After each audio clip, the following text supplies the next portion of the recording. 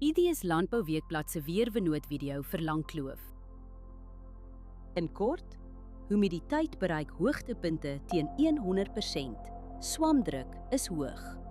Hier is die besonderhede. Sedert Januarie het ons 517 mm reën gehad, 123% meer as die 5-jaar gemiddelde.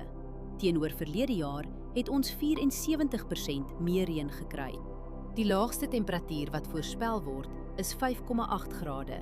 Die hoogste is 20,5 grade. Die grootste dag tot nagwisseling is sowat 15 grade, wat redelik groot is. Skerp wisselings van die aard stres vrugte en kan fisiologiese probleme soos bars of sonbrand vererger. 245,2 mm reën word die week verwag. Trekkertoegang en bespuiting raak moeilik totdat lande weer opdroog. Die ergste winddag is Woensdag met ongeveer 18,1 km/h. Vir my spuit op daardie dag. Nog een dag die week raak ook 15 km/h of meer. Kontroleer windsnelheid op die dag self voordat jy spuit, asook windrigting, windvlae, temperatuur, humiditeit en delta T. Verdampen is die hele week onder 3 mm. Oorbesproeiing in die soort toestande hou risiko in vir wortelsiektes.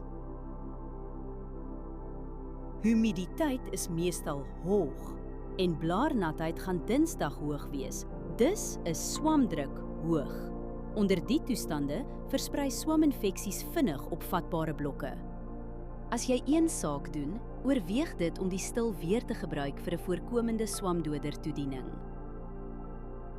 Hierdie weerinligting is gebaseer op werklike data vanaf meetstasies. Die data word deur TerraClim skoongemaak en geverifieer. KI-interpretasies word deur grondwaarheidsdata onderlê, aangedryf deur Villa Crop Protection.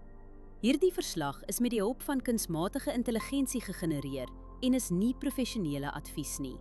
Gaan na weather.villacrop.co.za en kies die weerverslag vir jou streek.